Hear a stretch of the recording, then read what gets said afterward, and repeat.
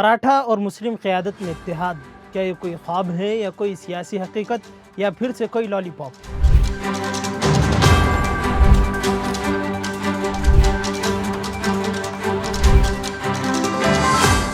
गुज़िश्ता दिनों इम्तियाज़ जलील ने मराठा समाज का एक नुमाया चेहरा मनोज जिरांगे पाटिल से मुलाकात की है, जिसके बाद सोशल मीडिया पर नई बहस का आगाज़ हो चुका है। तो आइए सोशल मीडिया पर जारी चीमी गोइयों पर चर्चा करते हैं। ये है खबरों की खबर और आप देख रहे हैं खबरों की खबर टीवी। महाराष्ट्र के 2024 के लोकसभा इंतखाबात में सियासी चाले और समाजी इत्तेहाद ज़ेर बहस है। ख़ास तौर पर औरंगाबाद की नशिस्त, जहां एमआईएम के इम्तियाज़ जलील को इंतखाबात में शिकस्त का सामना करना पड़ा। मराठा रहनुमा मनोज जिरांगे पाटिल का रवैया और मराठा वोटरों की तरजीहात ने इस इलेक्शन शिकस्त में अहम किरदार अदा किया था।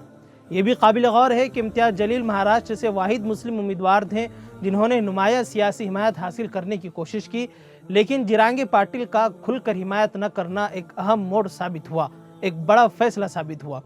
अगर जिरांगे पाटिल अपनी बिरादरी के वोट इम्तियाज़ जलील को मुंतकिल करने में संजीदा होते तो शायद इंतखाबात के नताइज मुख्तलिफ हो सकते थे और औरंगाबाद की नशिस्त एमआईएम के हक में जा सकती थी।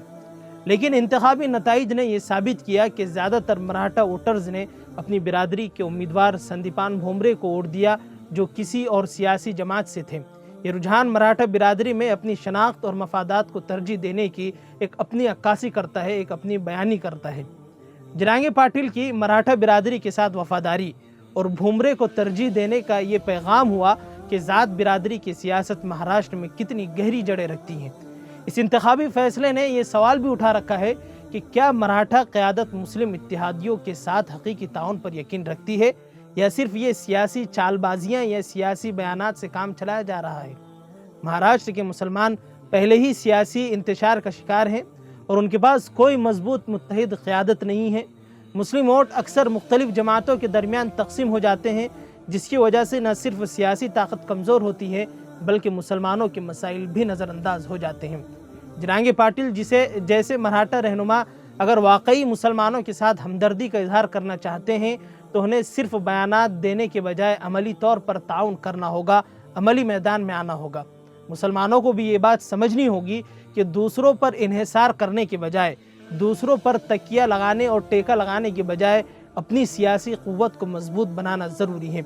अगर वो अपनी सफ़ों में इत्तेहाद पैदा करें और अपने मसाइल के हल के लिए एक मुश्तरका प्लेटफॉर्म पर जमा हों तो उनकी सियासी ताकत में इजाफा बहुत मुमकिन है।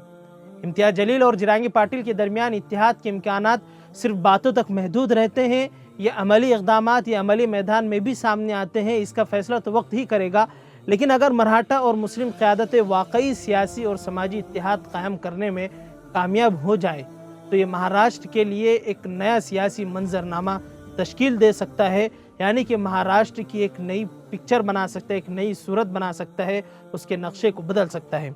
अगर ये सिर्फ वक्ती सियासी मसलहतों का हिस्सा रहा तो मुसलमान और दिगर महरूम तबक़ात को एक बार फिर मायूसी का सामना करना पड़ेगा, यानी कि फिर वही बात होगी कि सियासबाजी, कलाबाजी करने वाले, धोखा देने वाले फिर से जो तो एक दफ़ा सियासत में होंगे।